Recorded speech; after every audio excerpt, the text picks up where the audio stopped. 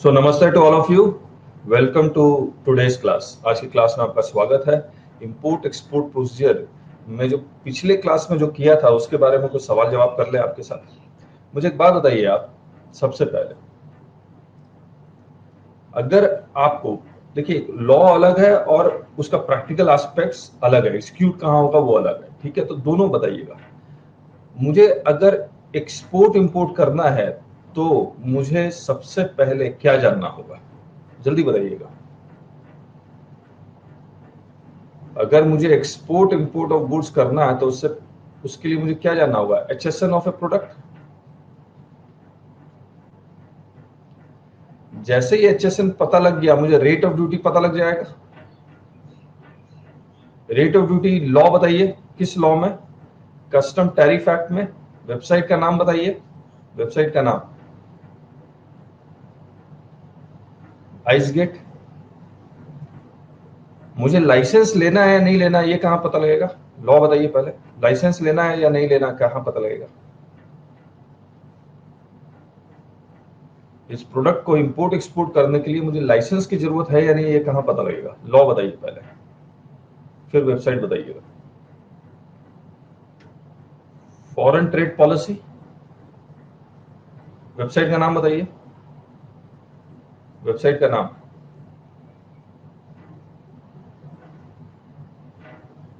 DGFT। DGFT correct है।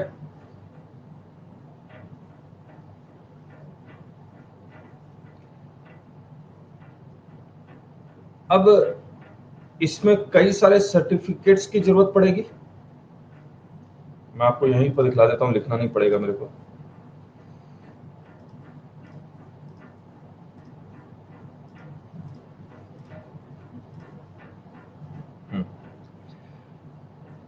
ये certificate मुझे जरूरत है या नहीं है ये भी कहां लिखा होगा?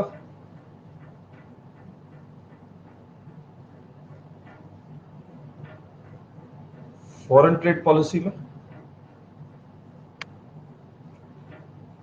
इस प्रोडक्ट पे स्कीम्स हैं या नहीं है, एलिजिबल स्कीम्स, ये अगेन ये भी फॉरेन ट्रेड पॉलिसी है, हाँ या ना?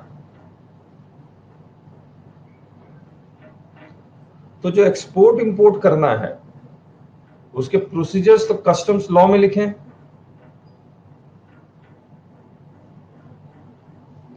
रेट कस्टम टैरिफ एक्ट में है,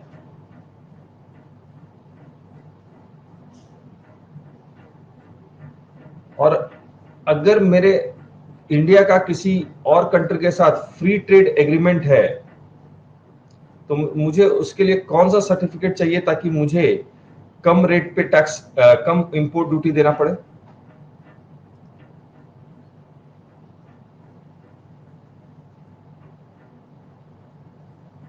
जल्दी बताइएगा। Certificate of origin, certificate of origin, कम रेट। इंपोर्ट करते वक्त कौन कौन सी ड्यूटी लगती है? Basic custom duty plus IGST, cess अगर एप्लीकेबल है तो। सही बात।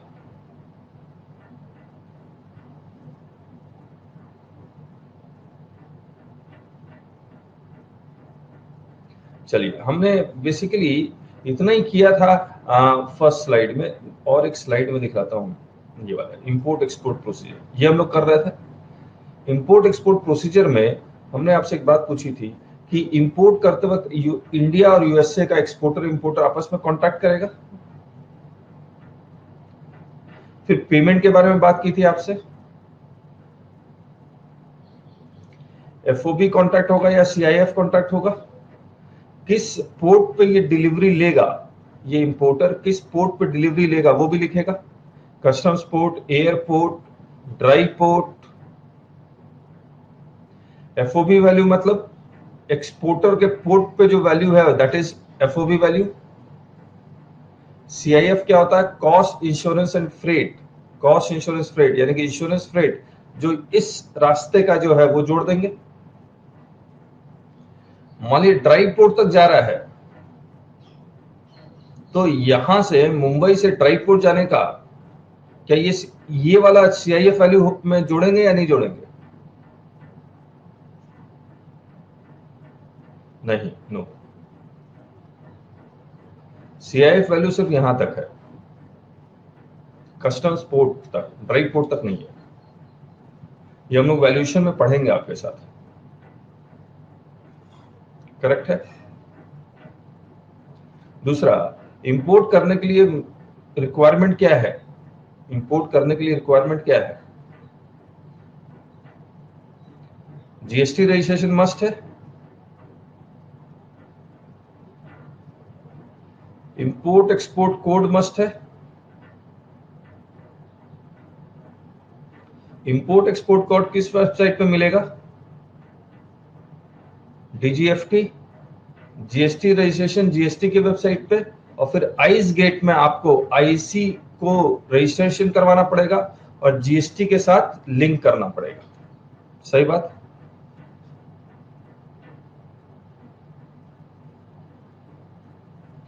कंटेनर फ्राइट स्टेशन क्या होता है? कंटेनर फ्रेट स्टेशन,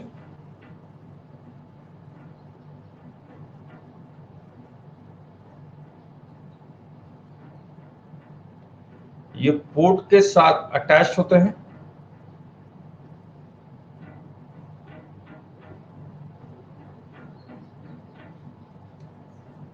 नहीं नहीं, ड्राई पोर्ट तक के लिए नहीं है राजेश जी, ये पोर्ट के साथ अटैच होंगे, कस्टम्स पोर्ट या कस्टम्स एयरपोर्ट के साथ अटैच होता है, ताकि यहां पर अगर लोड पड़ रहा हो तो वो लोड को खाली करने के लिए, और इसके एकदम अगल बगल होता है, ऐसा भी नहीं है कि बहुत दूर होता है, हो सकता है 1 किलोमीटर के अंदर हो, इतना दूरी होता है बस। तो ये तो गवर्नमेंट की पॉलिसी देखनी होगी। तो कंटेनर फ्राइट स्टेशन ये होता है, और जो इनलैंड कंटेनर डिपो होता है इसी को हम लोग पोर्ट बोलते हैं, ड्राई पोर्ट इसी को बोलते हैं। Container freight station is basically customs port या कस्टम्स एयरपोर्ट, ये बेसिकली कस्टम्स पोर्ट है या कस्टम्स एयरपोर्ट है।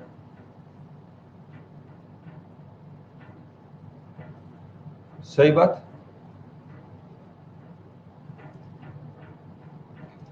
अच्छा, इंपोर्टर को इंपोर्ट करने के लिए कौन सा डॉक्यूमेंट फाइल करना पड़ता है? इंपोर्टर को इंपोर्ट करने के लिए कौन सा डॉक्यूमेंट फाइल करना पड़ता है?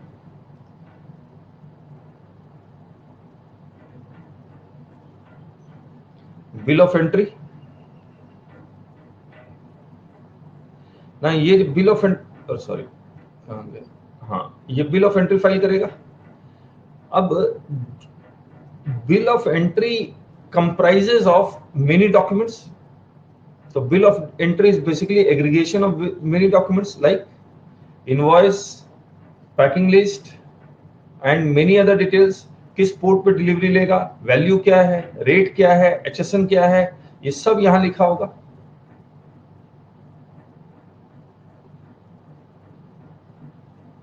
Aparna is asking, so first ship comes to custom port, then after filing bill of entry goes to dry port.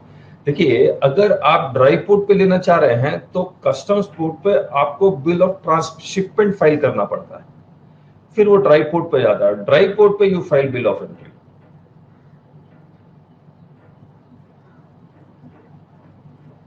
Correct. ये इंपोर्टर उस गुड्स का ओनर है या नहीं है, वो कैसे पता लगेगा? कौन से डॉक्यूमेंट से?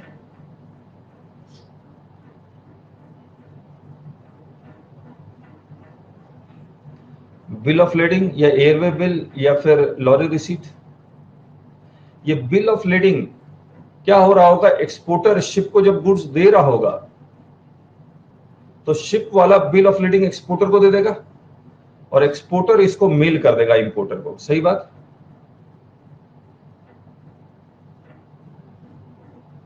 बाकी ये डॉक्यूमेंट भी एक्सपोर्टर मेल कर देगा।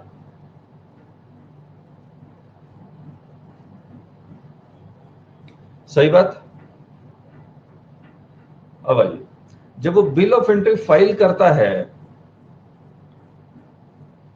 तो ये बिल ऑफ एंट्री शिप के आने से पहले भी फाइल कर सकता है और शिप के आने के बाद भी फाइल कर सकता है। सही बात।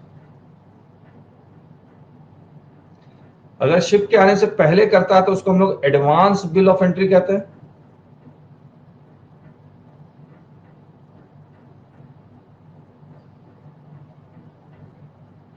हाँ या ना? शिप क्या फाइल करेगा?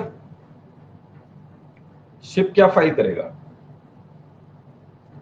यानी कि मास्टर ऑफ द वेसल या person in charge of the vessel क्या फाइल करेगा, अराइवल मैनिफेस्ट, और लैंड के थ्रू आ रहा है तो इंपोर्ट में रिपोर्ट। अब हमने ये कहा था आपसे कि बिल ऑफ एंट्री फाइल्ड है, अराइवल मैनिफेस्ट फाइल्ड है, करेक्ट। ये अराइवल मैनिफेस्ट है क्या, बेसिकली ये डिपार्चर मैनिफेस्ट ही है, हाँ या ना। अगर रास्ते में कोई लोडिंग अनलोडिंग नहीं करता तो डिपार्चर मैनिफेस्ट ही है, और जो भी गुड्स यानी कि बेसिकली बिल ऑफ लेडिंग में जो भी लिखा हुआ वही अराइवल मैनिफेस्ट में लिखा हुआ है, that is the aggregation of bill of lading.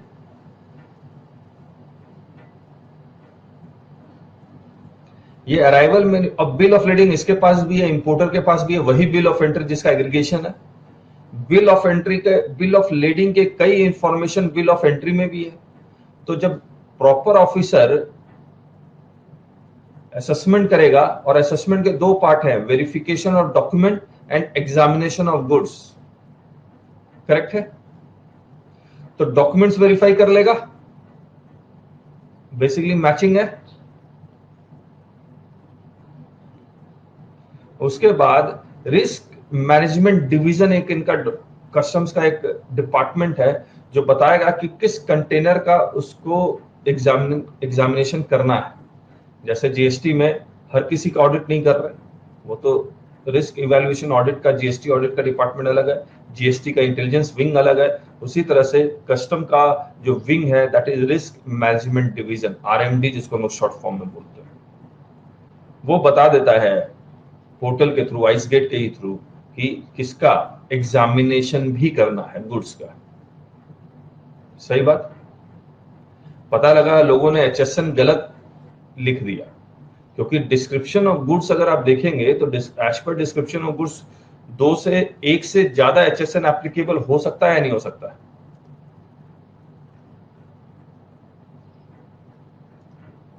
हो सकता है। किसी एचएसएन में ज्यादा एक्सपोर्ट बेनिफिट मिल रहा होगा, किसी एचएसएन में कम बेनिफिट मिल रहा होगा, और मैंने वो एचएसएन चुना जिसमें ज्यादा बेनिफिट मिल रहा है। डिपार्टमेंट कहता नहीं आपके लिए ये एचएसएन एप्लीकेबल नहीं है, ये वाला एप्लीकेबल है, तो यही तो डिस्प्यूट होता है ऐसा।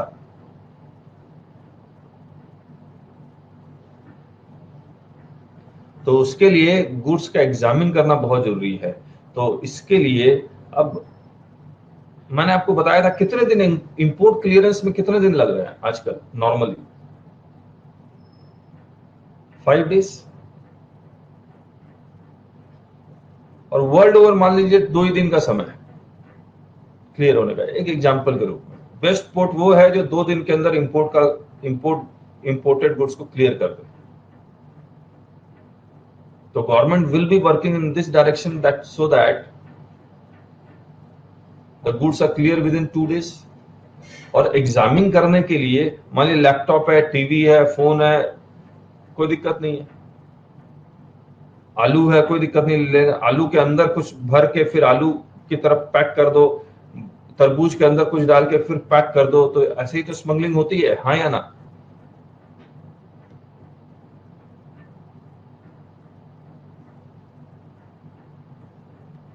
तो उसके लिए एग्जामिन करना पड़ेगा, और ये एग्जामिनेशन में टाइम लगता है, करेक्ट। तो इन्होंने क्या किया, एक प्रोग्राम बनाया जिसका नाम है ऑथराइज्ड इकोनॉमिक ऑपरेटर। इसमें इंपोर्टर भी है, एक्सपोर्टर भी है, सी कैरियर भी है, कस्टोडियन भी है, सभी तरह के लोग। इनको कंप्लायंस रेटिंग दे देते हैं, और इनके ये अगर गुड्स इंपोर्ट एक्सपोर्ट करता है तो बोला एग्जामिन करने की जरूरत नहीं है।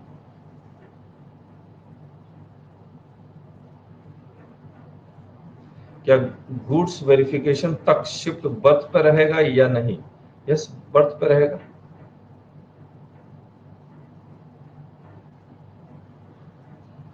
तो राजेश जी, ये लॉजिस्टिक्स है, ये किस तरह से मैनेज करते हैं ताकि मिनिमम टाइम शिप बर्थ पे रहे?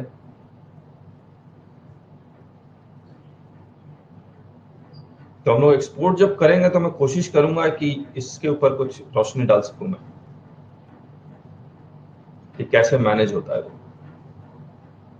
तो ऑथराइज्ड इकोनॉमिक ऑपरेटर का उन्होंने एक सिस्टम बनाया जहां पर वो कहता है एग्जामिनेशन मत कीजिए। मैं आपको बता दूं, हम लोग आगे करेंगे, इसमें एक पोस्ट कस्टम ऑडिट का भी सिस्टम है। पोस्ट कस्टम ऑडिट, जीएसटी में भी पोस्ट कस्टम ऑडिट ही तो है। जीएसटी में उसी वक्त ऑडिट नहीं होता, जीएसटी में ऑडिट बाद में ही होता है। और 5 साल पुराना, 3 साल पुराना, 5 साल तो नहीं लेकिन 5 साल के अंदर अंदर का ऑडिट कर लेते हैं,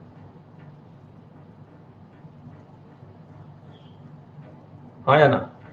तो उसी तरह से कस्टम में भी पोस्ट कस्टम ऑडिट है कि गुड्स क्लियर करवा लिया, फैक्ट्री में भी लेके, उसके बाद डिपार्टमेंट को पता लगा कि अरे ये गुड्स तो गलत इंपोर्ट हो गया, गलत HSN में, तो वो उनके फैक्ट्री जाके वहां पर गुड्स का वो ऑडिट कर सकते हैं और फिर वहां भी उनको पकड़ सकते हैं। करेक्ट है। तो ऐसा नहीं है ऑथराइज इकोनॉमिक ऑपरेटर को पूरी तरह से छोड़ दिया गया है, इनके ऊपर ज्यादा विश्वास तो है लेकिन इतना विश्वास नहीं है कि पूरी तरह से छोड़ दे। पोस्ट कस्टम ऑडिट का भी सिस्टम है सभी ऑपरेटर, सभी इंपोर्टर एक्सपोर्टर के लिए। करेक्ट है। Now Aparna is asking difference between bill of lading and bill of entry.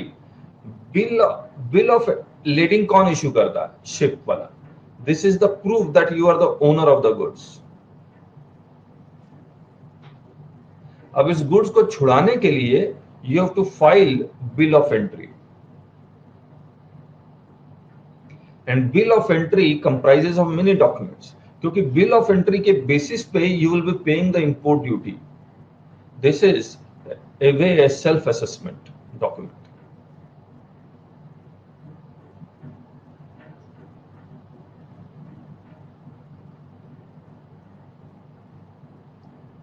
नहीं सुधीर, क्या नाम है Sudhir, bill of entry custom department कभी प्रिपेयर नहीं करता है। अब तो सेल्फ असेसमेंट है। बिल ऑफ एंट्री जब भी प्रिपेयर करेगा वो इंपोर्टर ही प्रिपेयर करेगा, उसके बाद कस्टम डिपार्टमेंट चेक करेगा। और bill of lading correct shipping line, shipping company he issue करती है। That is the proof that he is the owner. Bill of entry is issued by supplier. Bill of entry is not issued by supplier, but it is filed by importer in ICE gate.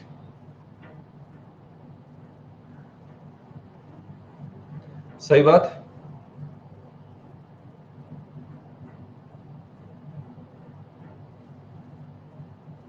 चलिए,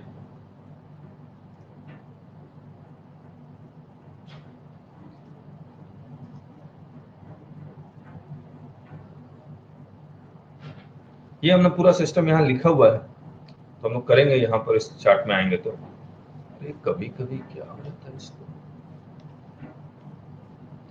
इसके बाद हमने section 29 कर लिया था आपके साथ, section 30 किया था आपके साथ।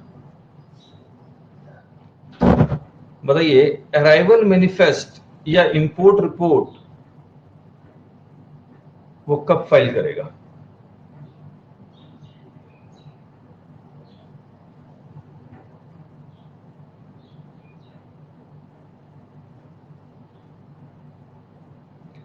जिस दिन वो डिपार्चर मैनिफेस्ट फाइल कर रहा है उसी दिन वो फाइल करेगा, हाँ या ना?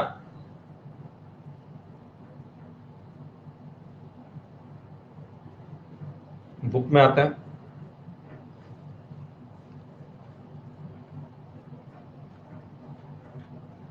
अच्छा, कॉन्स्टिट्यूशनल प्रोविजन में एंट्री नंबर कौन सा था? 83। ये मेमोरी चार्ट है, इंपॉर्टेंट डेफिनेशंस हम लोग कर ही चुके थे। सेक्शन 29 हो गया। सेक्शन 30 हम लोग कर चुके हैं आपके साथ कि पर्सन इंचार्ज फाइल करेगा import manifest before the arrival. और अच्छा, इंपोर्ट रिपोर्ट कब फाइल करता है? अगर लैंड कस्टम स्टेशन के थ्रू आ रहा है, इंपोर्ट हो रहा है गुड्स, तो इंपोर्ट रिपोर्ट कब फाइल करना है?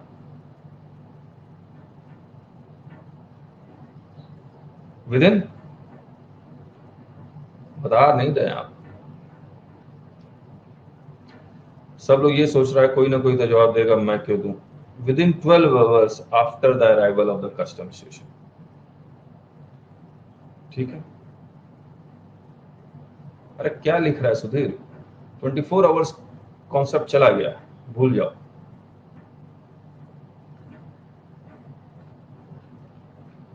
ये sea cargo manifest and transshipment regulations 2018 आ गया है, और एज पर दिस जिस दिन वो डिपार्चर मैनिफेस्ट फाइल करेगा उसी दिन क्या फाइल कर रहा होगा,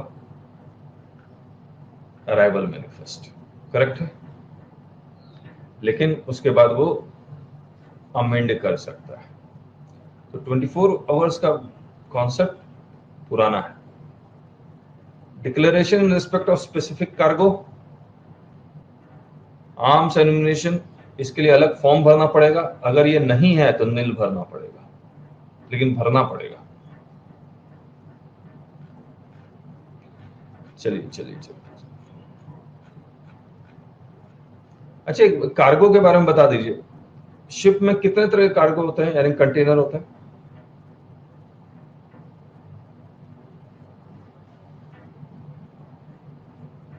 मैं आपको कुछ और बताता हूं कार्गो के बारे में, आपको ऐसे नहीं होगा,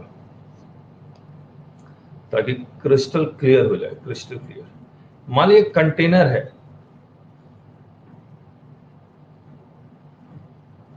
ये पूरा कंटेनर आपने बुक कर लिया और इसमें जा रहा है मान लीजिए कॉटन, रुई। तो आप प्रैक्टिकली करेंगे तो इसकी पैकिंग पे बहुत ज्यादा ध्यान दिया जाता है। पैकिंग का अलग एक कॉन्सेप्ट है, एक अलग बहुत बड़ा एक इंडस्ट्री है पैकिंग का, कस्टम्स के लिए, कि कस्टम में पैकिंग कैसी होनी चाहिए। तो हर एक प्रोडक्ट का उन्होंने पैकिंग का तरीका बताया हुआ है। अब आप बात बताइए, आप पूरा कंटेनर बुक करेंगे तो उसमें कुछ वर्ड लिखा हुआ फुल कंटेनर या लेस कंटेनर करके, आप जब बिल ऑफ एंट्री भरेंगे तो आपको भरना पड़ता है कि आपने फुल कंटेनर बुक किया है या आधा कंटेनर या उसका कुछ पार्ट बुक किया है, एलसी करके। और ये शिपिंग लाइन में जाके बुक करना पड़ता है, फिर वो कंटेनर आपको खाली भेज देते हैं। लेकिन अगर आपने पूरा कंटेनर बुक नहीं किया तो आपको कंटेनर भेजेगा नहीं, सही बात। तो इसमें इस पूरे कंटेनर में मान लीजिए ये कंटेनर को यूएस से जाना है, जैसे ट्रक बुकिंग करते हैं, आप पूरा ट्रक नहीं बुकिंग कर रहे हैं, थोड़ा सा सामान बुक किया, वो ट्रक वाला क्या करेगा, सबका सामान उसमें पैक करेगा और भेज देगा। वही शिप वाला भी करता है कि यूएस से जाना है, इसमें सबका सामान भरेगा। तो ऐसे केस में कंटेनर नहीं आता है, फिर ड्राई पोर्ट या कस्टम पोर्ट में आपका सामान आएगा, फिर प्रॉपर ऑफिसर अपने सामने में इस कंटेनर को सभी एक्सपोर्टर का सामान भरना शुरू कर देगा। इसको हम लोग कहते हैं स्टफिंग।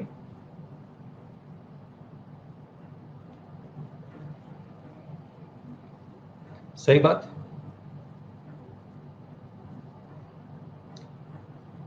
स्टफिंग होने के बाद ये कंटेनर सील कर देगा। हर कंटेनर सील होता है, याद रखिएगा, आपने बहुत मूवीज में देखे होंगे, हर कंटेनर सील होता है। या तो फैक्ट्री में अगर आपने पूरा कंटेनर बुक किया तो फैक्ट्री में सील हो जाएगा, और अगेन वो सील उसको फिर सील हो जाएगा तो एग्जामिन कैसे होगा, तो वो पूरा हम लोग करेंगे आगे कि एग्जामिन, फिर वही again concept authorise economic operator का आएगा। तो इस तरह से ये कॉन्सेप्ट चलेगा, stuffing sealing, stuffing sealing, stuffing sealing, correct है।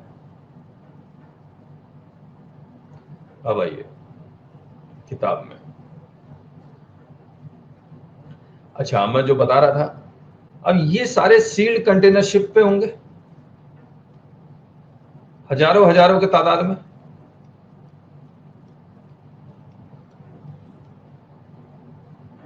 और कंटेनर भी कई तरह के आते हैं, रेफ्रिजरेटेड कंटेनर भी आते हैं, गैस जिसमें ले जा सकते हैं वो कंटेनर भी आते हैं, और तेल अगर एक्सपोर्ट इंपोर्ट करना तो उसके लिए शिप ही अलग आती है, करेक्ट है। अब आगे, अब मान लीजिए ये शिप है, इसमें कई कंटेनर ट्रांजिट वाले होंगे, कई कंटेनर ट्रांसशिपमेंट वाले होंगे, और कई कंटेनर होम कंजम्पशन वाले होंगे। सही बात है। अब अगर ये मुंबई पोर्ट पे आया है, ये पूरा शिप, और इसमें 1000 कंटेनर हैं, जिसमें से 100 कंटेनर ट्रांजिट वाले हैं, बाकी कुछ 200 कंटेनर ट्रांसशिपमेंट वाले हैं, 700 कंटेनर होम कंजम्पशन वाले हैं। बताइए कितने कंटेनर वो उतारेगा मुंबई पोर्ट पे? ऑल नहीं उतारेगा, ये ट्रांसशिपमेंट वाले उतारेगा और होम कंजम्पशन वाले उतारेगा।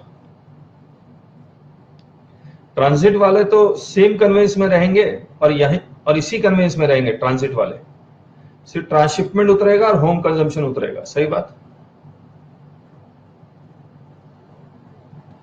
अब मुझे एक बात बताइए, मुंबई पोर्ट से इसको श्रीलंका के किसी पोर्ट में जाना है, तो ये जो ट्रांजिट कार्गो है ये बॉटम में रहेगा या ऊपर में रहेगा? ये जितने भी कंटेनर है बॉटम में रहेगा।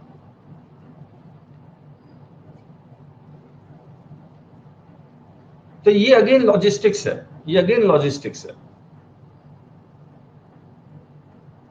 तो जहां से ये लोडिंग हो रही है वहीं पर ये पूरा का पूरा लॉजिस्टिक्स ध्यान में रखा जाता है। जैसे ट्रक में जो सामान आप लोगों ने लोडिंग किया होगा या नहीं किया होगा, मैंने तो किया है, कि जो सामान बाद में उतरने वाला है उसको एकदम पीछे रखता है,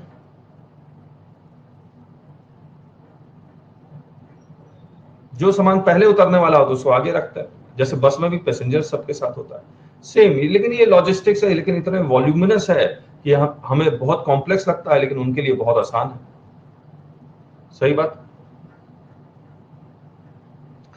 मैं इसलिए बता रहा हूं आपको क्योंकि ये सब word, stuffing, bottom cargo, transit, transshipment, ये सब आप कस्टम्स लॉ पढ़ेंगे या उसके इंस्ट्रक्शन पढ़ेंगे, मैनुअल पढ़ेंगे, नोटिफिकेशन सर्कुलर पढ़ेंगे तो यूज होगा। उस वक्त कंफ्यूज मत कर जाइएगा। ठीक है, अब देखिए इसमें ट्रांसशिपमेंट। अच्छा, ये ट्रांसशिपमेंट डोमेस्टिक भी हो सकता है और फॉरेन भी हो सकता है, हाँ या ना? डोमेस्टिक हो या फॉरेन, उसको मुंबई पोर्ट में भी उतरना है। करेक्ट है।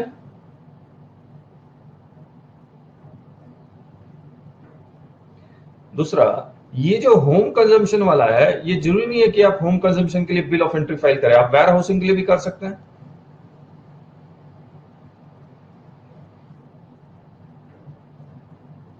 तो bill of entry for warehousing and bill of entry for home consumption, दो तरह के बिल ऑफ एंट्री। और जब आप बिल ऑफ एंट्री फाइल करेंगे तो इन बॉन्ड करके कुछ वर्ड उन्होंने लिखा हुआ है। 3 तरह के हैं, तो मुझे याद नहीं है, आइस गेट की वेबसाइट में। तो इन बॉन्ड है, यानी कि बॉन्ड फाइल करना पड़ता है।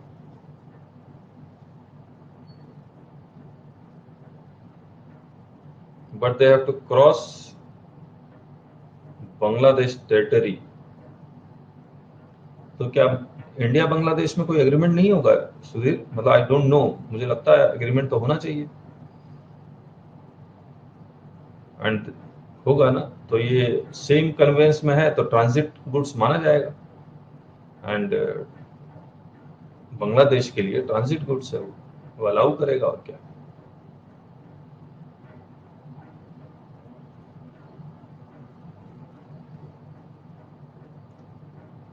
सही बात। Just as Nepal. और नेपाल बांग्लादेश के लिए तो उन्होंने शायद अलग नोटिफिकेशन ही निकाले हुए हैं। मैंने पढ़ा नहीं है इतना डिटेल, क्योंकि मुझे पढ़ाना नहीं था उसको। तो मैंने, आप लोग उसको देखना होगा फिर उसमें एग्जैक्ट क्या लिखा हुआ है।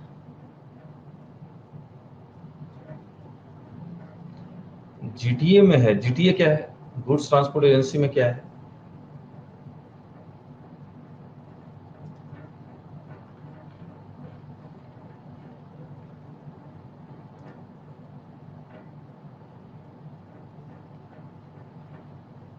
अच्छा, एक बात बताइए, अराइवल मैनिफेस्ट अगर आप टाइम पे फाइल नहीं करते हैं तो क्या होगा? कितने रुपए की पेनल्टी है?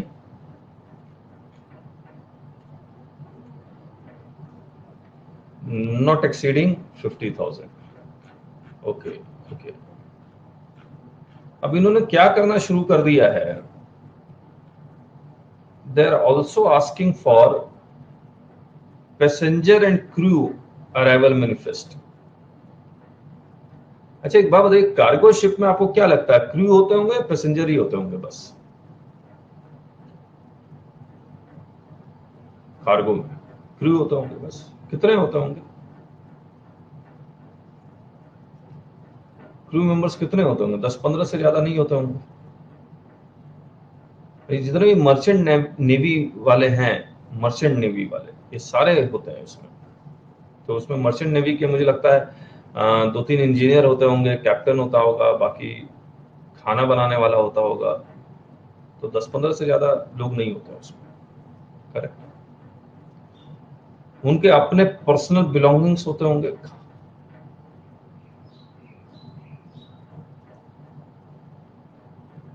करेक्ट, वो जब कंट्री टू कंट्री जा रहे होंगे तो किसी ना किसी कंट्री में कुछ ना कुछ खरीद भी लेते होंगे।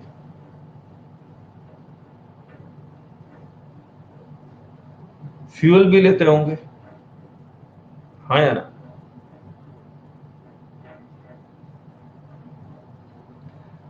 तो अगर आप शिप में देखेंगे तो बेसिकली 3 तरह की चीजें हैं। एक तो कंटेनर होता होगा, सही बात। दूसरा, शिप को चलाने के लिए स्टोर्स होते होंगे।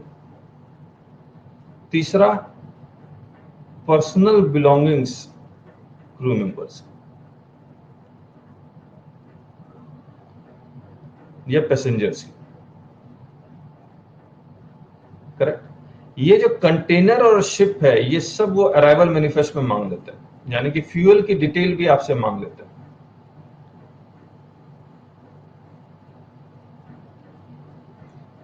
जितने भी पुर्जे उर्जे हैं सब मांग लेंगे अराइवल मैनिफेस्ट में। लेकिन ये पर्सनल बिलोंगिंग और जो क्रू मेंबर की डिटेल है वो पहले नहीं मांगते थे, अब मांग रहे हैं।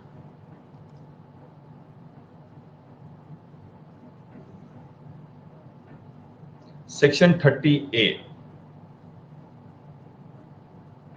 the person in charge of a conveyance that enters India from any place outside India or any other person as specified this shall deliver to the proper officer the passenger and crew arrival manifest before arrival in case of aircraft or vessel and upon arrival in case of a vehicle, and the passenger name record information of arriving passengers in such form containing such particulars in such manner and within such time as may be prescribed. Where the passenger this अगर नहीं देता है तो 50,000 rupees की penalty. सही बात।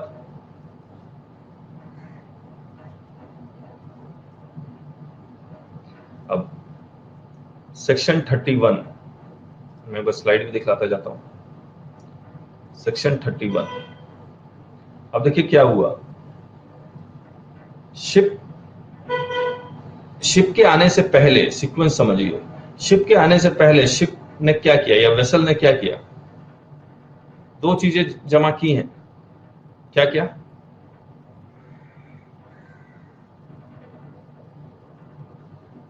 जल्दी लिखिए, शॉर्ट फॉर्म में लिखिए, लेकिन लिखिए। अपर्णा क्या लिख रहे हैं आप?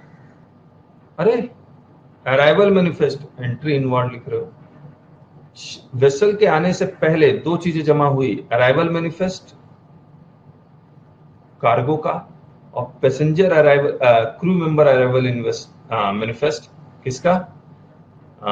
Passenger and crew arrival manifest. ये 2 चीजें वेसल वाला जमा करवाता है। सही बात है।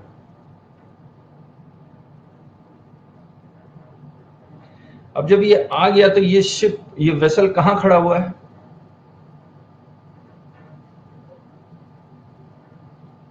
प्लेटफॉर्म पे तो नहीं है। हेलो, प्लेटफॉर्म पे तो नहीं है, ये तो बाहर खड़ा हुआ है, इसको बर्थ चाहिए।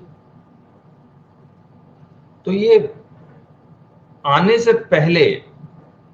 पहले he will file an application for entry inward। तो वो 3 चीज फाइल कर रहा है, एप्लीकेशन फॉर एंट्री इनवर्ड, सही बात, बाहर खड़ा हुआ, मतलब पोर्ट के बाहर खड़ा हुआ, वो 12 नॉटिकल माइल भी हो सकता है। अब मुझे बताइए कितने चीज फाइल करेगा वो? 3 चीजें, कौन कौन सी? अराइवल मैनिफेस्ट, दूसरा passenger and crew arrival manifest, और तीसरा एप्लीकेशन फॉर एंट्री इनवर्ड्स। मैं आपको दिखलाता हूं, ये शिप एंड जो रेगुलेशन है, कौन सा रेगुलेशन है,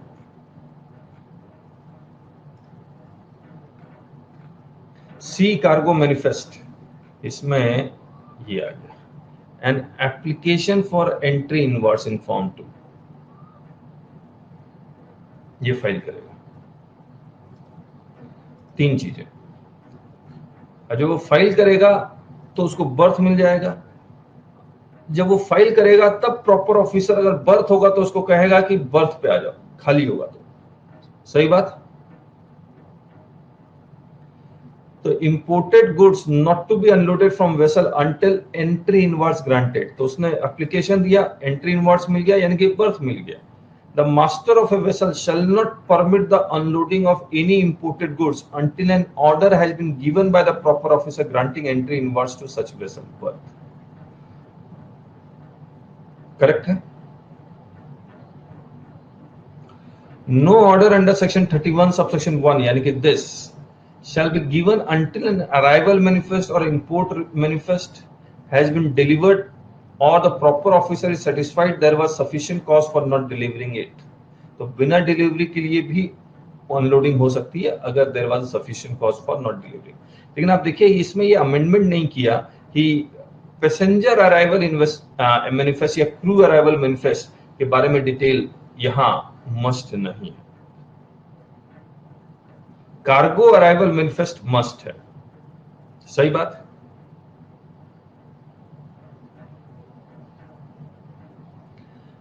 बोलता no entry inwards is needed for unloading of baggage accompanying passenger और a member of the crew, mail bags, animals, perishable goods and hazardous goods. Correct है? अच्छा मुझे एक बात बताइए, एयरक्राफ्ट ऊपर उड़ रहा है तो उसको क्या एंट्री आउट इनवर्ड्स की जरूरत पड़ेगी एयरक्राफ्ट को? हाँ या ना? नहीं। ये देखिए, the master of a vessel, aircraft नहीं लिखा हुआ, करेक्ट है? यहां देखिए 30A में, the person in charge of A conveyance, conveyance लिखा हुआ, इसका मतलब वेसल भी हो गया, एयरक्राफ्ट भी हो गया, और लैंड कस्टम स्टेशन वाला भी हो गया। उन सबको passenger and crew arrival manifest देना पड़ेगा, सही बात। लेकिन यहां पर सिर्फ क्या लिखा हुआ है? The master of the vessel लिखा हुआ है। अब मैं आपको वो भी दिखलाता हूं जो हमने मेमोरी चार्ट बनाया हुआ है।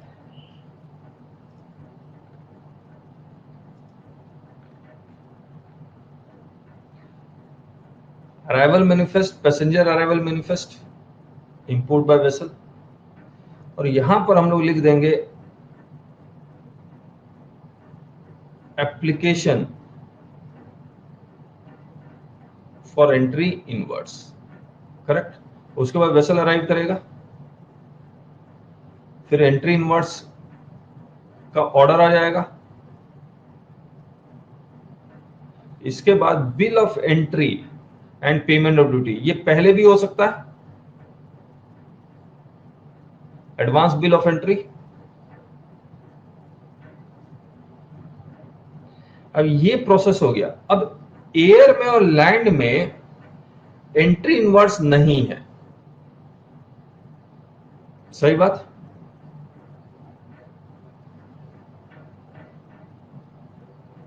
चलिए वापस आए।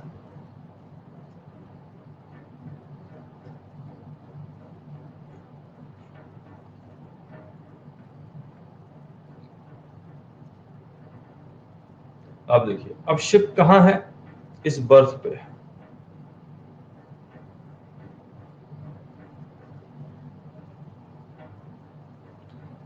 अब ये बर्थ है, इस जगह को वार्फ बोलते हैं। यहीं पर क्रेन ये सब होते हैं। और अब तो आप देखिएगा यूट्यूब पे कुछ वीडियोस को देखा है हमने, ये सारे क्रेन्स ऑटोमेटिक है। यहाँ पर ट्रक होते हैं, क्रेन्स बड़े बड़े कंटेनर उठाया, ट्रक पे रखा, ट्रक ले जाके कहीं और रख दिया। तो ये अनलोडिंग एरिया है बेसिकली। अब यहां पर अगर जगह नहीं है तो कंटेनर फ्रेट स्टेशन में शिफ्ट कर देंगे, तो 5-6 दिन लगेगा गुड्स को क्लियर होने में। और आप सोचिए कोरोना के टाइम में ये तो क्या हुआ होगा। कोरोना का टाइम में पोर्ट बंद नहीं हुए थे,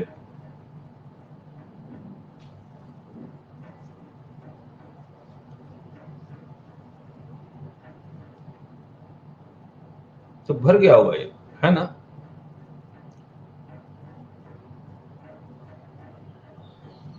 generally less container load are kept in CFS. Oil and gas ship were roaming in sea. ठीक है, तो ये अपलोड, अब यहां पर जब अनलोडिंग हो रहा होगा तो किसके देख रेख में अनलोडिंग हो रहा होगा या लोडिंग होगा? किसके देख रेख में? हमने एक नाम बताया था आपको, प्रॉपर ऑफिसर में हमने 3 पार्ट में डिवाइड किया था प्रॉपर ऑफिसर को, जिसमें से एक नाम बताया था हमने प्रिवेंटिव ऑफिसर। क्या नाम बताया था आपको? Preventive officer.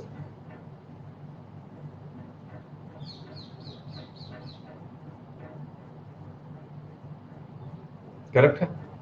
तो प्रिवेंटिव ऑफिसर के देख रेख में ये अनलोड होगा। अब बताइए क्या चीज अनलोड करेगा, कौन से गुड्स अनलोड करेगा या कौन सा कार्गो अनलोड करेगा? ट्रांजिट वाला करेगा या सिर्फ ट्रांसशिप या होम कंजम्पशन वाला करेगा? ट्रांसशिप या होम कंजम्पशन वाला करेगा, ट्रांजिट वाला तो नहीं करेगा। तो ये ऑब्वियसली वो जो भी ट्रांजिट कार्गो होगा वो बॉटम में होगा, ट्रांसशिप वाला ऊपर होगा, तो वो अनलोडिंग कर रहा होगा। तो 32, 33, 34 only goods which are mentioned in arrival manifest can be unloaded. Goods to be unloaded only at approved place. Goods to be unloaded only under the supervision of customs.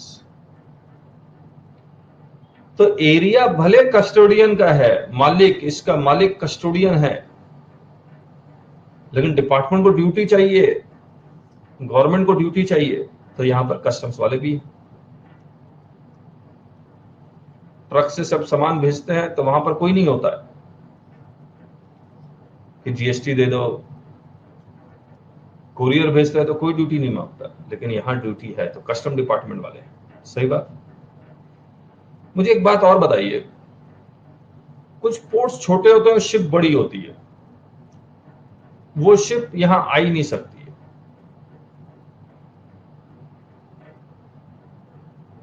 लेकिन इंडिया में मुझे नहीं लगता ऐसा कोई पोर्ट है, या मतलब मुझे लगता है now the Indian ports are well developed, बड़ी से बड़ी शिप बर्थ पे आ सकती है। अगर आप लोगों को कोई आइडिया है तो मुझे बता दीजिए कि ऐसा कोई पोर्ट, जितने भी बड़े पोर्ट है वहां पर बड़ी बड़ी शिप्स आ सकती है। सही बात है या नहीं?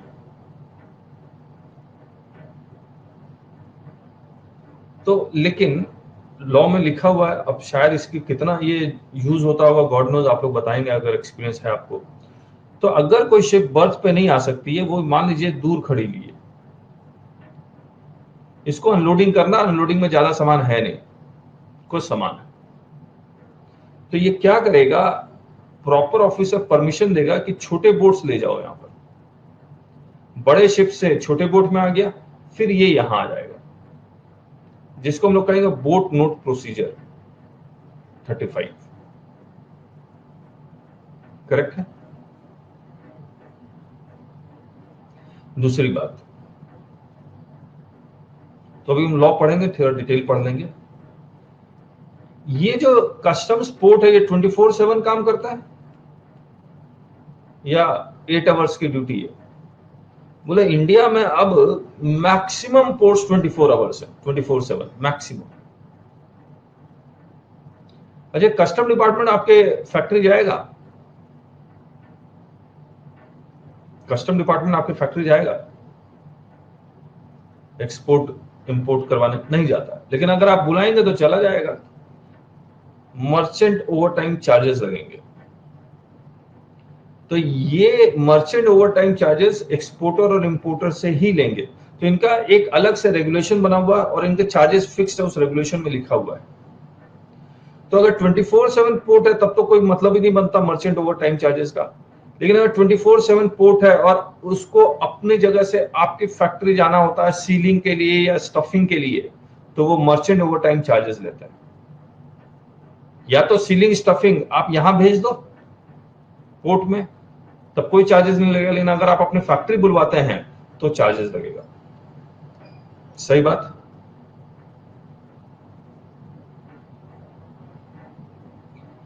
अब सारा अनलोडिंग हो गया, ये गुड्स किसके कस्टडी में रहेगा?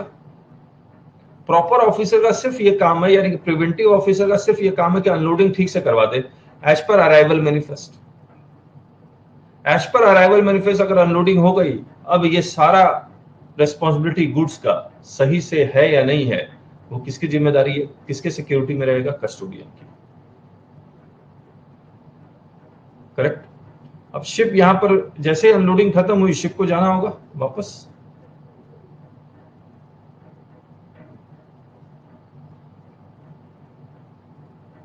टाटा बाय बाय करके चला जाएगा या परमिशन लेके जाएगा?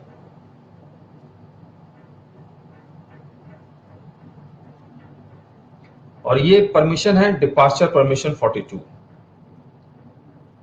तो कोई इंपोर्टेड गुड्स लेके आया तो भी परमिशन लेगा, कोई एक्सपोर्ट खाली शिप में सामान भर के फिर जा रहा है वो भी परमिशन लेगा। तो ये डिपार्चर परमिशन सबके लिए, एक्सपोर्ट गुड्स और इंपोर्ट गुड्स दोनों के लिए। सही बात। आप लोग में किसी ने भी कोई पोर्ट विजिट किया हुआ है? कस्टम पोर्ट, सी पोर्ट?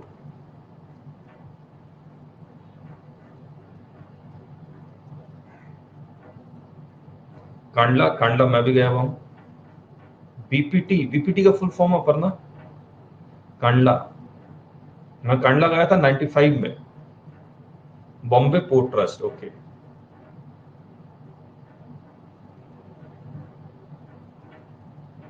और 95 में उस वक्त कांडला में तो कुछ था ही नहीं, वो पोर्ट टाइप का था नहीं, छोटा सा पोर्ट था। तो अच्छा, brother working there.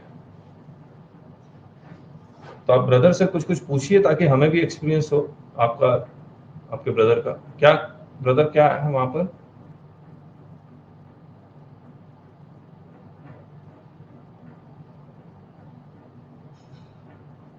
Bill sending, okay okay.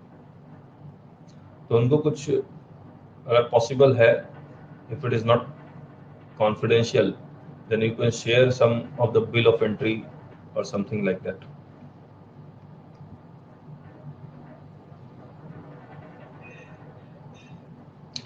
Yes, Chandra ji, yes.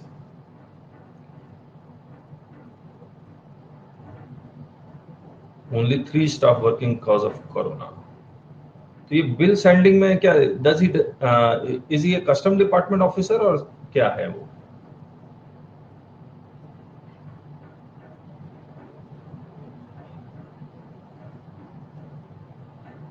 अच्छा अच्छा, बीपीटी एम्प्लॉइज, मतलब बेसिकली दे कस्टोडियन।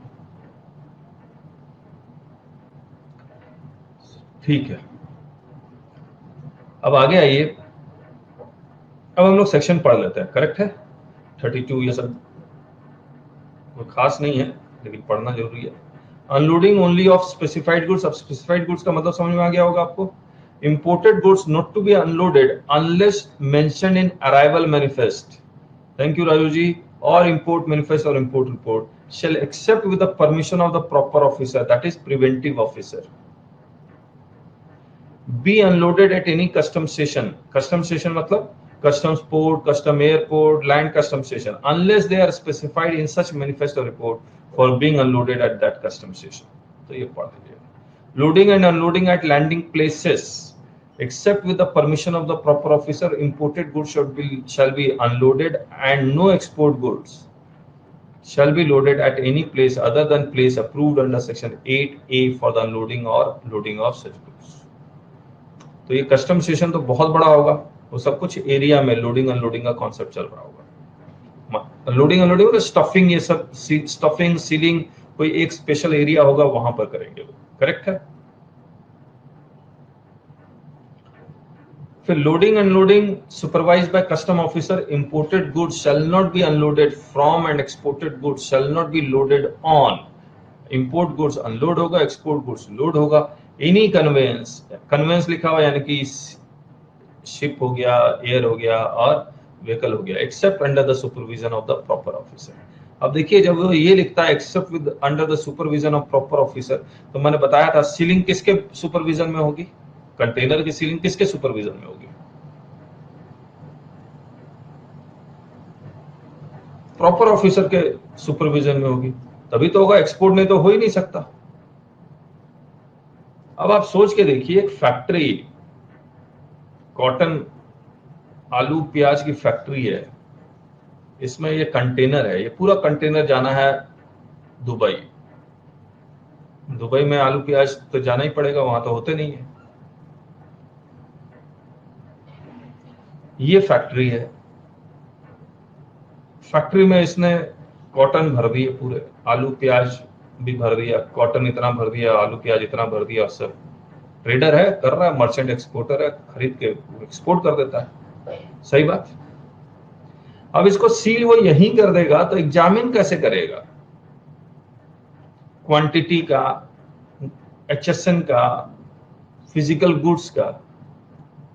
तो ये कह रहा है it should be in supervision of the custom. अब सुपरविजन ऑफ कस्टम कैसे होगा, मान लीजिए सील ही कर दिया, तो ये ट्रक में चला गया, उसके बाद यहाँ एग्जामिन करता है प्रॉपर ऑफिसर, फिर लोडिंग करता है, फिर वो वहां जाएगा। तो इस सीलिंग का एक प्रोसेस है, वो हम लोग करेंगे आपके साथ जब मैं एक्सपोर्ट करूंगा आपके साथ। ऑथराइज इकोनॉमिक ऑपरेटर को सेल्फ सीलिंग का एक कॉन्सेप्ट लेके आए वो, सेल्फ सीलिंग, जैसे सेल्फ असेसमेंट है वैसे सेल्फ सीलिंग का भी कॉन्सेप्ट है,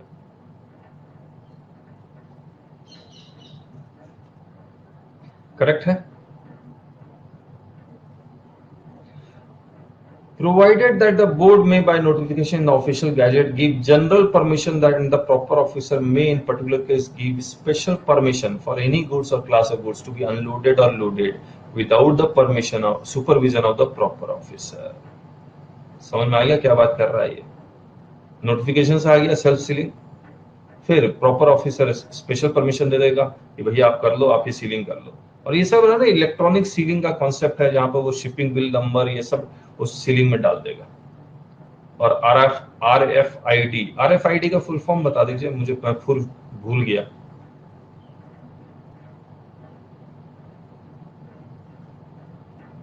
रेडियो फ्रीक्वेंसी आईडी का identification, radio frequency identification device करके कुछ होगा, तो ये RFID डाल देगा। ये इलेक्ट्रॉनिक होता है, बड़ी कमियां बनाती है, सील हो गया, इसमें सब कुछ इंफॉर्मेशन होगा,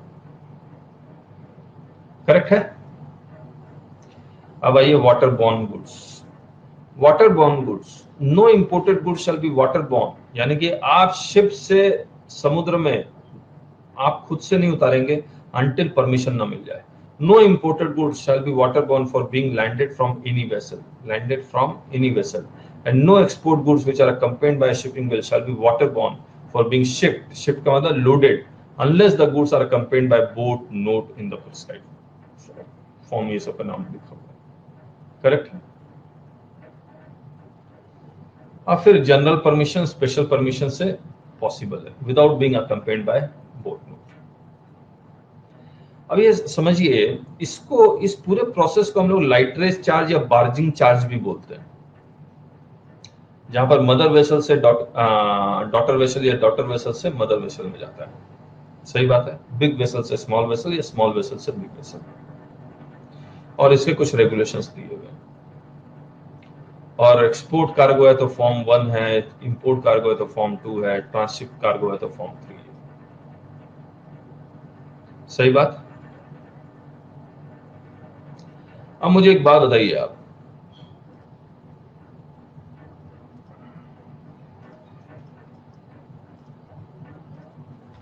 वैल्यूएशन का पार्ट है, लेकिन यहां पर हम लोग कुछ बता देते हैं। ये शिप है, ये एफओबी वैल्यू, इसमें इंश्योरेंस ऑफ फ्रेट जोड़ेंगे तो ये सीआईएफ वैल्यू आ जाएगा, और ड्राई पोर्ट में जाने के लिए अगेन ट्रांसपोर्टेशन लगेगा, और यहां पर बोट नोट, इसका भी अलग खर्चा होगा या नहीं होगा, लाइटरेज चार्ज या बार्जिंग चार्जेस का भी खर्चे होंगे या नहीं होंगे। अब मैंने ये कहा कि ये वैल्यूएशन का हिस्सा नहीं होगा अनटिल अमेंडेड, मतलब अगर पता लगा अमेंड हो गया तब तो हिस्सा होगा, लेकिन फिलहाल नहीं है। ये बोट नोट पे इंपोर्ट ड्यूटी लगेगी या नहीं लगेगी, यानी कि ये वैल्यूएशन का हिस्सा होगा या नहीं होगा।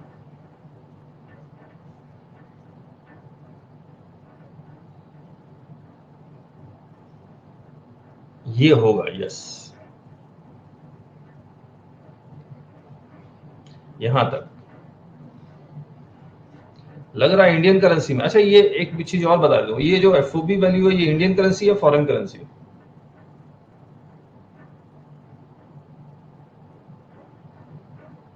अगर शिपिंग लाइन बाहर से इंडिया आती है तो फॉरेन करेंसी होगा। ये इंश्योरेंस फ्रेट, ये शिपिंग लाइन ही करता है, ऐसा नहीं कि इंश्योरेंस आप किसी और से ले रहे हैं, ये शिपिंग लाइन कंपनी इंटीग्रेटेड है, ये भी फॉरेन करेंसी में।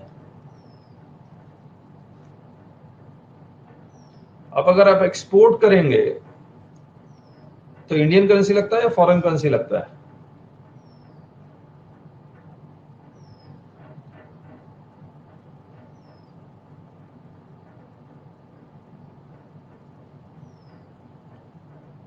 अगर आप एक्सपोर्ट करेंगे तो गुड्स का जो पैसा है वो तो फॉरेन करेंसी में मिलेगा,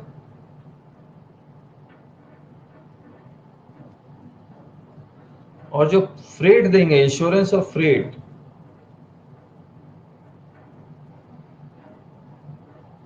वो इंडियन करेंसी या फॉरेन करेंसी? वो इंडियन करेंसी है।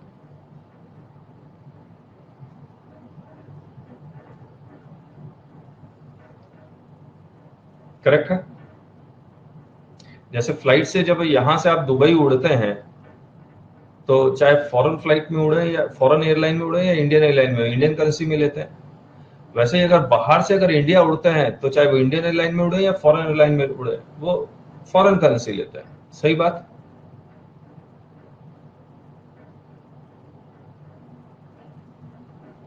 But they can demand foreign currency also, इसमें कोई रोक तो नहीं है।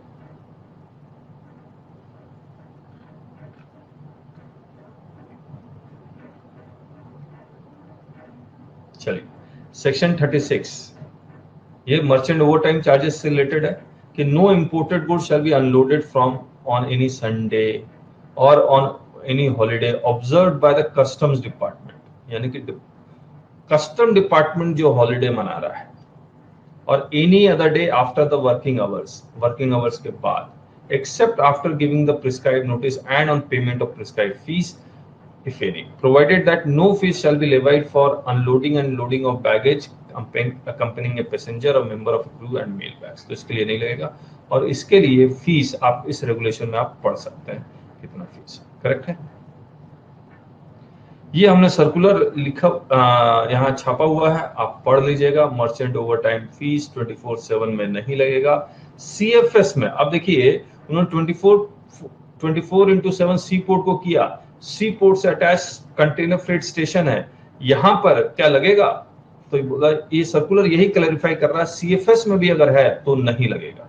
करेक्ट है, because CFS are part of that sea port और एयरपोर्ट। कोई दिक्कत?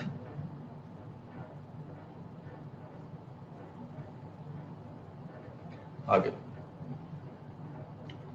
Proper officer can board कन्वेंसेस।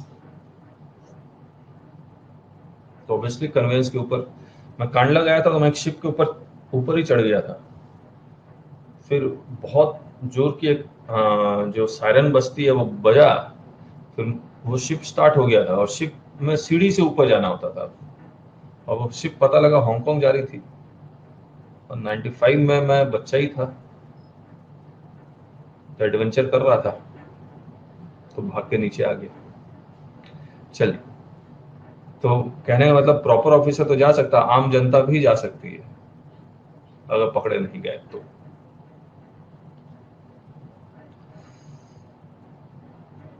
Inquiry by proper officer. For the purposes of carrying out provisions of this act, the proper officer may require the person in charge of any conveyance or animal carrying imported goods or export goods to produce any document and to answer any questions, and thereupon such person shall produce such document and answer such questions. अब देखिए, generally 200 nautical mile के अंदर अगर ship आ गई और birth नहीं मिला है तभी ये सारा काम होगा। आपने देखा होगा पिक्चरों में, तो समुद्र के रास्ते ही ये सारा काम करते हैं। सही बात है या नहीं है?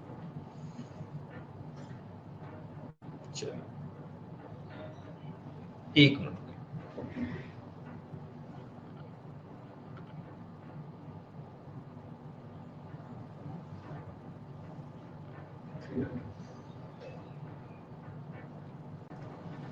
अब आइए, अब इस पूरे चार्ट को अगर देखेंगे तो हमने पूरा कंप्लीट कर लिया। एक बार फिर से रिवाइज करने के लिए मुझे बता दीजिए, शिप को आने से पहले 3 चीजें फाइल करता है, क्या क्या? Arrival manifest, crew and passenger arrival manifest and application for entry inwards. सही बात?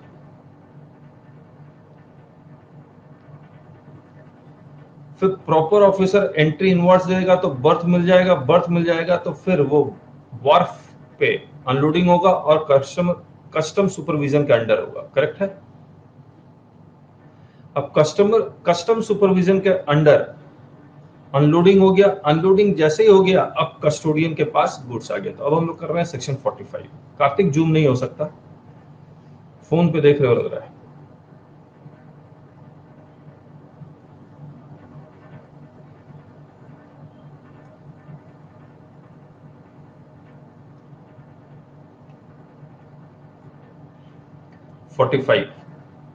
Restrictions on custody and removal of imported goods। अब 45 कर लेते हैं हम लोग।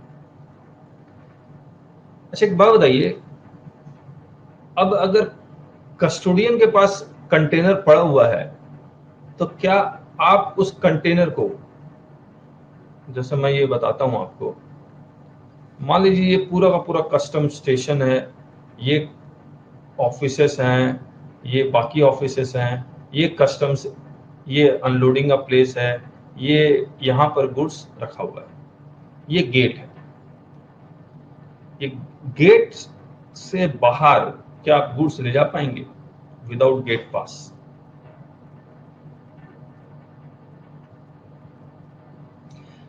विदाउट गेट पास तो पॉसिबल नहीं है। तो गेट पास लेने के लिए इंपोर्टर को क्या फाइल करना पड़ेगा? बिल ऑफ एंट्री, तभी पॉसिबल है। तो कस्टोडियन को यही पहले ही रेस्ट्रिक्शन डाल दिया कि भैया कोई गुड्स को तो आप ले जाने मत दीजिएगा जब तक गेट पास ना हो। तो save as otherwise provided in any law for the time being in force, all imported goods unloaded in customs area। तो कस्टम्स एरिया वो एक जगह है, पूरे कस्टम स्टेशन का कोई एक पार्ट है जहां पर गुड्स अनलोड होने के बाद रखा रहेगा। shall remain in the custody of such person। तो वो एरिया को भी वो कॉर्डन ऑफ कर देंगे। सही बात, कि कोई उसमें जा ना पाए, तोड़ ना पाए, चोरी ना कर पाए। as may be approved by the principal commissioner of customs or commissioner of customs until they are cleared for home consumption or are warehoused or are transshipped in accordance with the provisions of this। तो bill of entry for home consumption, bill of entry for warehouse या ट्रांसशिप्ट जब तक नहीं हो जाता तब तक ये गुड्स किसके कस्टडी में रहेगा? कस्टोडियन के।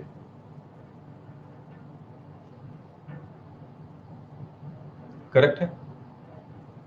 अब जैसे ही हमने कह दिया कस्टोडियन के कस्टडी में रहेगा, इसका मतलब अगर उस गुड्स में चोरी होती है, जिसमें हम एक वर्ड पढ़ेंगे पिल्फर्ड,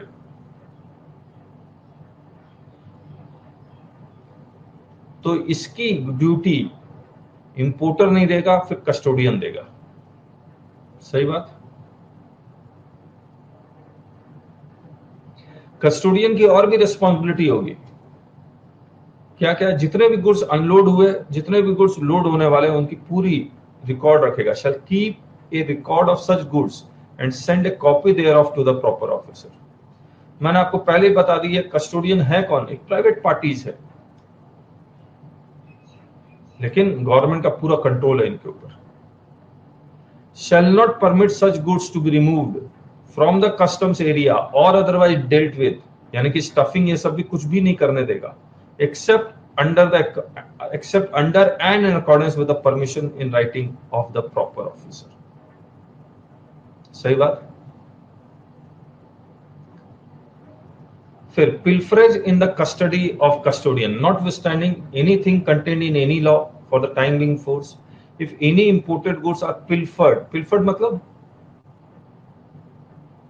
चोरी, छोटी मोटी चोरी, छोटी मोटी petty theft, correct। After unloading thereof, यानी कंटेनर खुला हुआ, उसमें से एक टीवी गायब है। After unloading thereof in customs area while in the custody of a person referred to in this, that person यानी custodian shall be liable to pay duty on such goods. अब rate of duty जो लगेगा वो किस दिन का लगेगा? जिस दिन शिप आया, या जिस दिन शिप को बर्थ मिला यानी कि एंट्री इनवर्ड्स हुआ, या जिस दिन चोरी हुई, किस दिन का लगेगा ड्यूटी? बोलता है at the rate prevailing on the date of delivery of an arrival manifest और इंपोर्ट मैनिफेस्ट। तो जिस दिन अराइवल मैनिफेस्ट या इंपोर्ट मैनिफेस्ट फाइल किया गया, या इंपोर्ट रिपोर्ट जिस दिन फाइल किया गया, उस दिन का रेट ऑफ ड्यूटी लगेगा। सही बात। तो ये एग्जाम का आपका एक क्वेश्चन बन गया।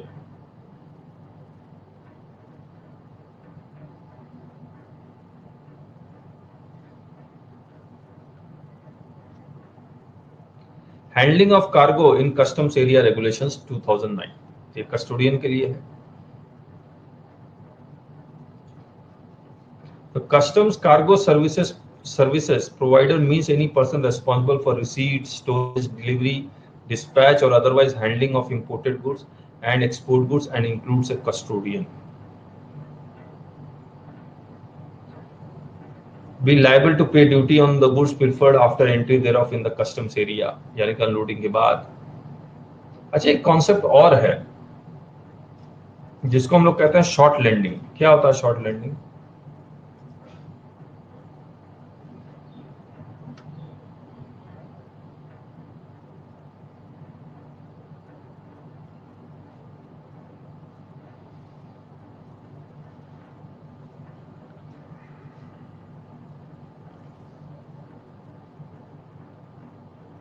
शॉर्ट लैंडिंग क्या होता है? शिप में 1000 कंटेनर थे, 1000 उतरने थे, लेकिन एक कंटेनर गायब है, दैट इज शॉर्ट लैंडिंग।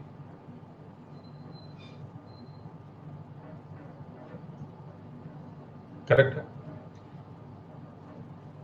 या हजारों क्विंटल थे लेकिन 990 क्विंटल ही आया, दैट इज शॉर्ट लैंडिंग। तो अराइवल मैनिफेस्ट में 1000 क्विंटल थे, रास्ते में गायब हो गए, किसी भी कारण से गायब हुए, तो शॉर्ट लैंडिंग में ऑब्वियसली कौन रिस्पॉन्सिबल है? Who is responsible in short landing? Person in charge, person in charge. अब ये क्यों हुआ? इंश्योरेंस तो है ही, इंश्योरेंस मिल जाएगा। न एक्सपोर्टर को नुकसान है, न इंपोर्टर को नुकसान है। इंपोर्ट ड्यूटी लगेगी, शॉर्ट लैंडिंग में इंपोर्ट ड्यूटी लगेगी।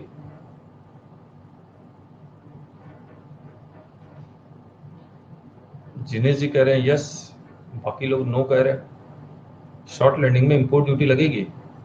नहीं लगेगी, नहीं लगेगी। इंपोर्ट ड्यूटी तब लगेगी जब गुड्स इंडिया में आएगा। गुड्स इंडिया में नहीं आया तो इंपोर्ट ड्यूटी कैसे लगेगी? है ना? तो इंपोर्ट ड्यूटी नहीं लगेगी। लेकिन गुड्स अगर इंडिया में आ गया, इंडिया में आने के बाद चोरी होती है, तब तो इंपोर्ट ड्यूटी लगेगी। सवाल ये उठता है कि कौन देगा? जिनेश जी कह रहे हैं विद इन 200 नॉटिकल माइल्स, तो है कहां goods? Jinesh ji within 200 nautical miles है, लेकिन है कहाँ गुड्स? गुड्स नजर भी तो आना चाहिए, सर्विसेज तो है नहीं कि जो नजर नहीं आता।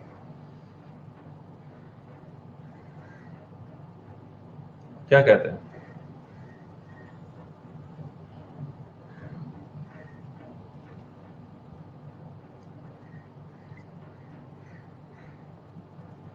चलिए, हाँ गुड्स अगर आ गया, मान लीजिए गुड्स तैरते तैरते इंडिया में आ गया, इसी शिप का था, यहाँ पर तैरते तैरते आ गया, अब इंपोर्ट ड्यूटी लगेगी? यस, तब लगेगी। अब सवाल उठता किससे लेंगे? Flotsam, जेटसम, yes yes. सवाल उठता किससे लेंगे? कोई नहीं मिला, कोई क्लेम नहीं किया तो ऑक्शन करके ले लेंगे, लेकिन लेंगे जरूर। ठीक है,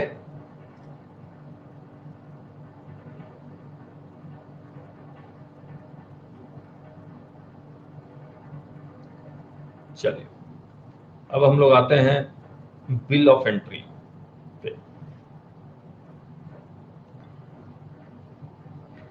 अब ये हो गया कि शिप आया, अनलोड हो गया एंट्री इनवर्ड्स पे, कस्टोडियन के कस्टडी में है, अब इंपोर्टर चाहता मेरे कस्टडी में आ जाए, उसके लिए उसको बिल ऑफ एंट्री फाइल करना पड़ेगा।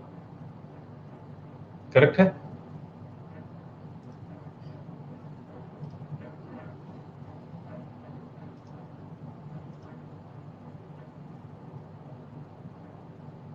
ये है बिल ऑफ एंट्री का कॉन्सेप्ट। ये रहा इंपोर्टर, ये एक्सपोर्टर, इसने इसको पेमेंट किया या एडवांस पेमेंट किया या एलसी किया, कुछ भी किया, और इसने शिप में भेज दिया।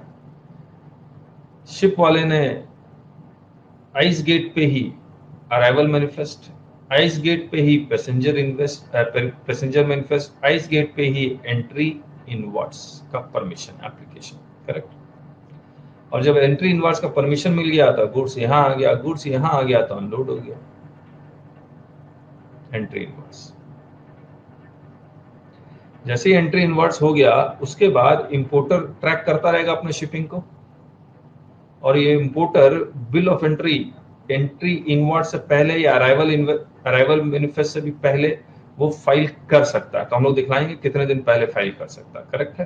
तो एडवांस में ऐसा नहीं है 2 साल पहले फाइल करके छोड़ दें, तो there is a time limit of 30 days that will do.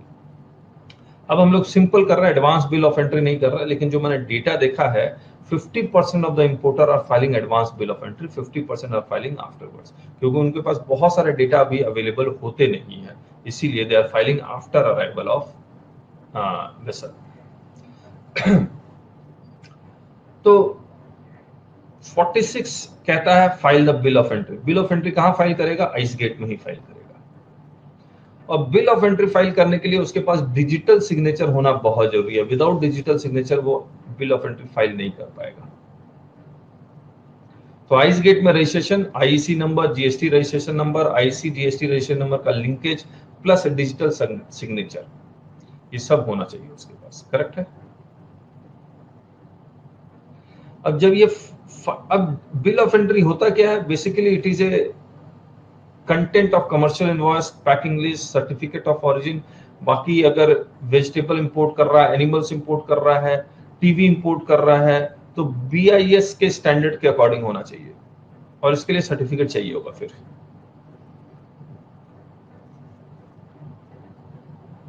Correct है? तो ये पार्टिसिपेटिंग गवर्नमेंट एजेंसी बहुत सारी होती हैं, और बिल ऑफ लेडिंग ये सब भी चाहिए ऑब्वियसली। तो ये सब हो जाएगा, तो उसके बाद असेसमेंट होगा सेक्शन 70 में, 17 में असेसमेंट होगा। असेसमेंट वेरिफिकेशन का होगा, एग्जामिनेशन का होगा। Verification of document and examination of goods. अगर पहले वेरिफिकेशन होता है,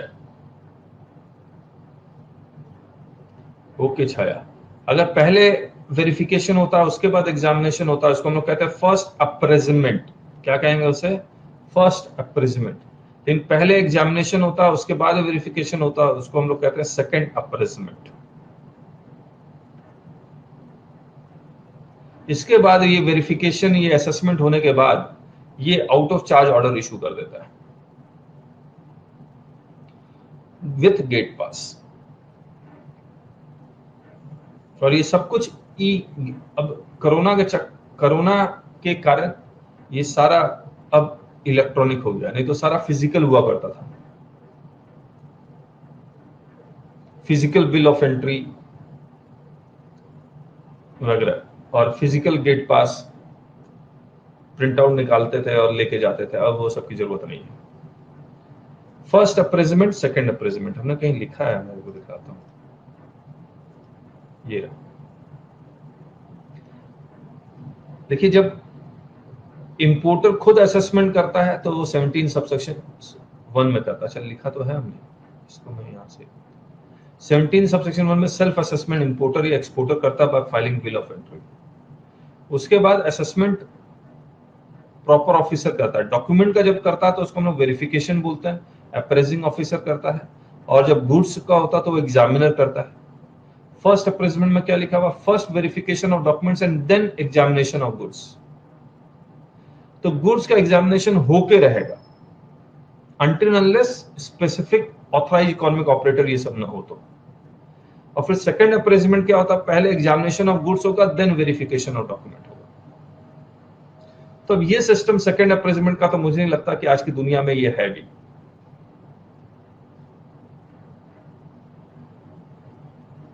करेक्ट है? बहुत कम गुड्स के लिए होगा। बिल ऑफ एंट्री फाइल करते हुए, जिस दिन बिल ऑफ एंट्री फाइल किया उसी दिन ड्यूटी पेमेंट करनी है।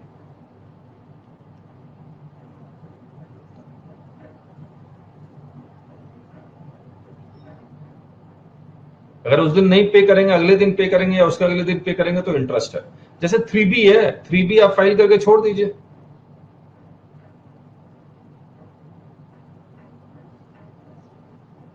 लेकिन 3B की कहानी अलग है। जब तक ड्यूटी पे नहीं करते, तब तक टैक्स पे नहीं करते, तब तक माना नहीं जाता 3B फाइल भी हुआ है। सही बात।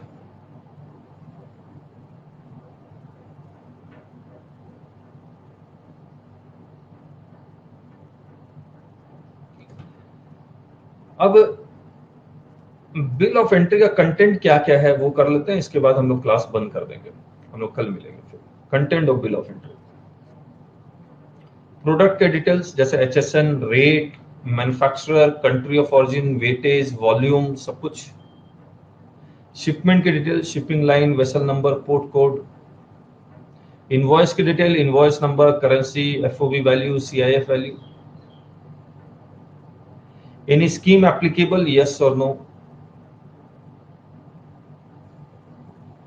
मान लीजिए आपके पास एडवांस ऑथराइजेशन है, आप 100% EOU है, या आपके पास कोई ड्यूटी स्क्रिप्ट है, या कोई एग्जम्पशन नोटिफिकेशन आपको एप्लीकेबल है।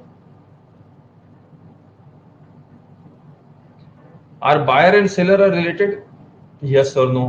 तो बायर और सेलर रिलेटेड होगा तो ट्रांजैक्शन वैल्यू को इग्नोर करके वैल्यूएशन रूल्स में जाके करेंगे अनटिल एक्सेप्टेड।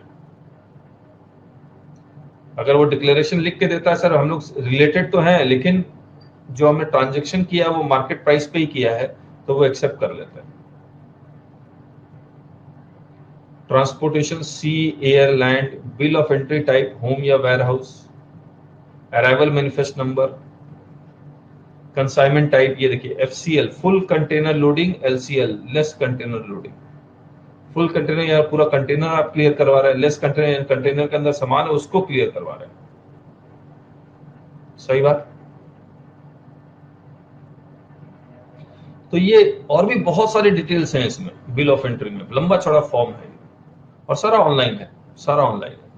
और जिस तरह से GST के को रिटर्न को भरने के लिए एक अलग से सॉफ्टवेयर आता है, वैसे ही इस पूरे आइसगेट को बहुत आराम से बहुत सारे क्लाइंट्स को भरने के लिए अलग सॉफ्टवेयर्स बहुत सारे आते हैं। और बेसिकली आप ये सोचिए कि ये काम इंपोर्टर या एक्सपोर्टर अच्छे से नहीं कर पाता है, इसीलिए दे हायर करते हैं कस्टम हाउस एजेंट। तो इनका अलग से एग्जाम भी होता है कस्टम हाउस एजेंट बनने का। तो कस्टम हाउस एजेंट सारा बिल ऑफ एंट्री ये सब फाइल करता है, ये सब करवा देता है आपका काम। सही बात। Third party details and high seas. तो कल एक बार करते हैं आपके साथ, दोबारा कल मिलते हैं।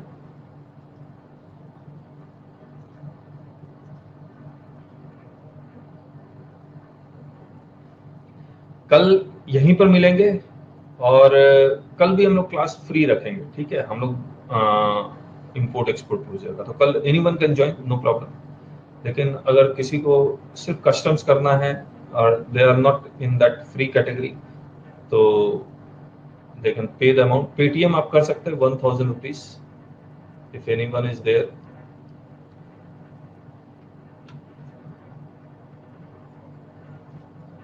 ठीक है, so thank you so much, bye bye.